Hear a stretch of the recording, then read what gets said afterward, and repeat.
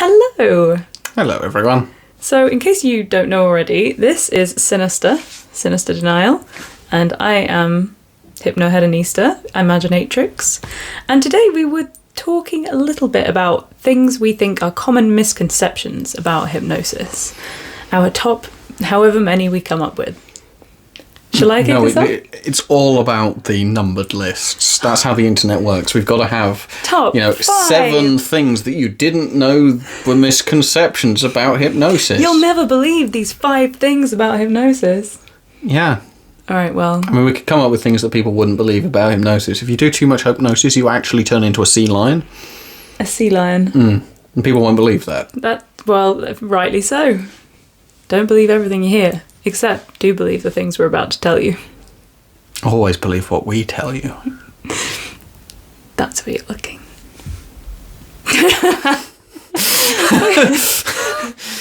So, hopefully this is going to be somewhat educational. We'll see how it comes out. Proving to be quite fun so far. Yeah. Alright, so top 1 for me. I'm going to go first. Okay. Because I'm going to make it easier for myself. I think one of the top misconceptions people have about hypnosis is that you don't have thoughts while you're in trance. I know a lot of people fetishize the idea of going completely blank when they're following suggestion, and the idea that when you're deep in that hypnotic state that the only voice you have in your head is the voice of your hypnotist. But even... everybody has thoughts when they're in trance. The deepest trance I've ever been in, I still am having thoughts go through my head about how I look, or, oh my god, I'm so deep right now. Like, I still have something of an internal monologue. It tends to be reduced, but it certainly doesn't go away. And having thoughts in your head is no indicator of whether or not you're hypnotized. Anything to add? I mean, I agree. Good. That's good. Keep thinking. Just let your thoughts turn back to what you're being asked to focus on and pay attention to and listen to once the thought has passed. Just let it pass on through. Don't stress too much about trying to keep thoughts from being in your head, because that is going to be a distraction. It's like, don't think about a pink elephant, right? Of course, you'll start thinking about why are you having thoughts if you start thinking about whether you've got thoughts in your head. But if you just allow yourself to have thoughts, not worry too much about them, then you'll find that they bother you less and you can refocus on whatever is happening to you. Precisely. I'd say my top 1 is hypnosis isn't magic. People seem to treat it like it is sometimes, which is endlessly frustrating. If you listen to a file once, it's not going to ruin your life forever, because that's not how minds work. That's not how any of this works, in any way. Like, for starters, you can reject suggestions you don't want. If you're told to do something, you don't have to do it. Make sure you think about what you do and don't want. Make sure that when you listen to a file, if it gives you a suggestion that you don't want to follow, you already know that you don't want to follow it. And, a file listened to once is not going to have eternal effects. Something tells you that you can't come, then just listening to it once isn't going to make sure you never come again. That's not how this works. I think a parallel and matching misconception is that hypnosis can't make you do anything you don't want to do. That's something that a lot of people regurgitate and say, but it isn't the case. In the same way that anyone can be manipulated through conversation, through wanting to please, through persuasive language, through impulsive decisions, you can be manipulated through hypnosis in the same way. There's nothing unique about hypnosis. But if you end up doing something you don't want to do in hypnosis, it's not your fault. It's probably that you haven't formed a strong opinion about the kind of thing that you're being asked to do. And so you've gotten into a situation where your mind isn't prepared for the question that it's being asked, and then you're already in a suggestible state. So although it can make you do things you don't want to do, it's only in the same way that happens through all parts of your life. And the best way to stop yourself from doing something you don't want to do, whether in trance or outside of it, is to really understand your own limits and boundaries. Because if you have already prepped your brain with, okay, I've thought through the things I do and don't want to do, let's say for this scene that I'm doing with this person this afternoon, then if they throw you a curveball, if they ask you to do something, and you know strongly what you've agreed to do and what you don't want to do, and you've spent time rehearsing that in your own head, then you're much more likely to reject that suggestion and not be manipulated into something that you didn't want to do, whether because they're doing that nefariously. I don't know, I'm pointing at you. You've never done this to me. I'm just be clear. You're just the hypnotist who is next to me. Not that I let her remember, anyway. Now, you manipulate me in the good ways. I like them. But if you are... Yeah, if you're prepared in your own mind, you know what you want to do and what you don't want to do, then that's the best way of keeping yourself safe. Was that your point? Or was that a point of my point? That was my point. You get to have a point now. I get to have a point now. That's very kind of you. My next point, by me. Signing off. Mm-hmm. By me and by nobody else. I mean, I had it. I've forgotten it now. Oh, I see. So right. This is me desperately trying to buy time. You were doing a good job. I thought you were really talking. Yeah, I was really hoping that it was going to pop back into my head. Okay. I had it. It was right there. Let me think of one then. Mm-hmm. Misconceptions. Oh yeah, that was it. Second of mine, or the fourth overall, I guess. However we're counting these. Number 4. Number some. Number yes. The misconception that there are people who just can't be hypnotised. I mean, there are people who don't want to be hypnotised, so sure, don't hypnotise them. But, you know, you hear people going like, oh, I found that I'm impossible to hypnotise. I can't drop into trance. I don't think that's true at all. There are people who find it more difficult to drop into trance, people who are less suggestible. There are tops hypnotists who are less good at dealing with certain types of brains, and there are, you know, people who are going to need a certain type of approach, certain type of induction, certain amount of patience and persistence, but I don't think there's anyone who can't be tranced. So if you think that's you, try something new. Try something else. If someone's come to you and failed to drop, try a different induction. Try approaching it from a different angle. Try talking to them about how it felt for them and how they thought it should feel. And on that point, another misconception is that you're instantly either good at being hypnotised or you're not. Like, or that, you know, the first time you get hypnotised, that's how you are when you're hypnotised. Being a subject is a skill, and over time you learn to be better at it, just like the hypnotist learns to be better at hypnotising. You're essentially getting better at learning how to be hypnotised. And so with practice, rehearsal, with, you know, someone you trust, with practicing on your own, doing self-trance, you can get much, much better at reaching a deeper feeling of hypnosis, of getting all those feelings and thoughts and experiences that you want.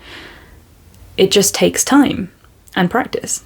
So if you're initially someone who is finding trance to be, oh, I didn't expect it would be like this, I'm feeling like it's coming a little bit more from me than I thought it would, or, you know, I thought I would feel more blank, more have it outside of my own volition, then that's just something that you need to work on over time, preferably with someone you trust, but also on your own, and just go for it and reframe everything you do as a success. So how can you build on what you experienced that time? Even if it's only the smallest part of it was something you experienced as positive, or even if you don't necessarily initially feel that the experience was that successful, how can you frame it as a success so that next time you come into it you go, okay, I know that worked a little bit, how do we do more of that? How do I allow myself more space to experience that?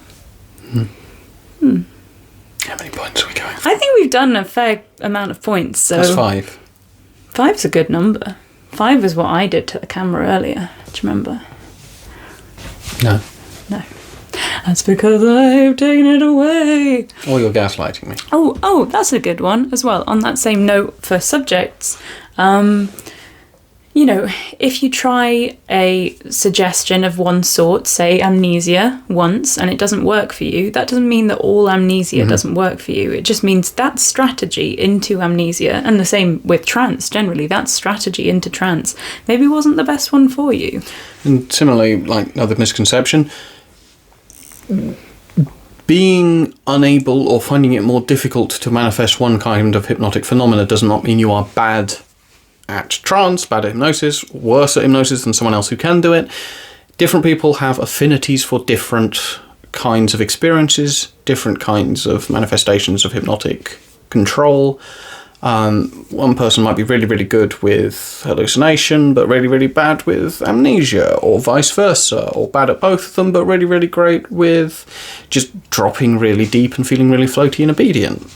And first of all, being good at each of those doesn't mean you're bad at hypnosis or what have you. There's no ranking system for what makes you the best subject, because you can do that one. But also, as you grow and develop and you find more and more how your mind works and the ways that you relate to these suggestions, and you work with a hypnotist who's willing to work with the language that you use, with the metaphors that your brain best interprets, then you will find that you can build those skills. Talking earlier about sort of like subject skills, being a better subject, you'll find that you'll grow in that experience and you'll be able to do better and better and better with manifesting more and more types of experience. And the final one, I'm going to do one more. We'll make it 7. I think it's 7. 7's a lucky number, so definitely should do 7. Have I forgotten? It will come back. Could be 8. Depends on whether we're counting her earlier one.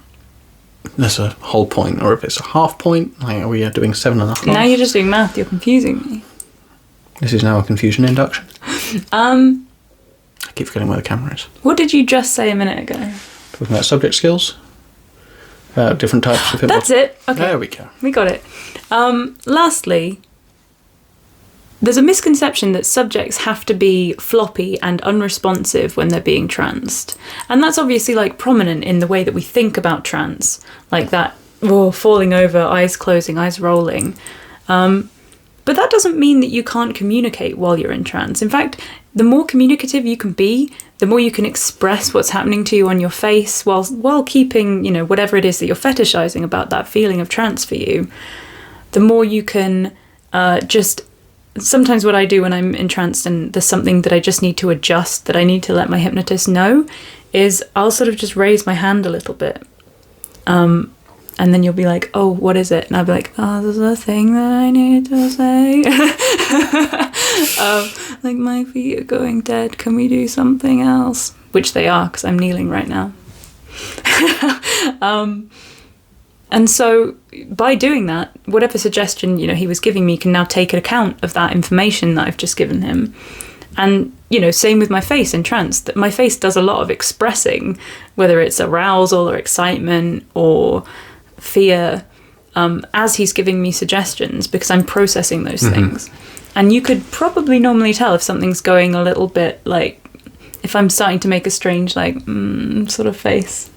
Yeah. So keep an eye out for that also as the hypnotist, obviously. Keep a close eye, close ear on what's going on. Yeah. Watch your subject when they're being tranced. Watch their face. What are they doing? It's really hot. Yeah, of course. And what can you tell from the way that they're reacting and responding? But yeah, so don't be afraid to move around a little bit if you're getting uncomfortable. That doesn't mean that you're not in trance. It just means that you can go deeper once you've adjusted yourself. And a good hypnotist should be able to reinforce that, tell you you're doing well for doing that communication while you're in trance. Indeed. Those are some number of things. I hope that dispelled some myths, or at least gave you some things to think about. I'm going to now move my feet, because I've been kneeling on them too long. This is where we find out I've stuck them in place hypnotically and she's trapped forever. Oh. Because that's how hypnosis works. I've done it once and therefore it's forever. Yes. Everything we just said was lies. Actually, hypnosis is magic, and I'm a wizard. And we both have total control over many, many minds. Wizard. Soon. Soon, maybe. Thanks for watching. Bye. Speak to you soon, everyone.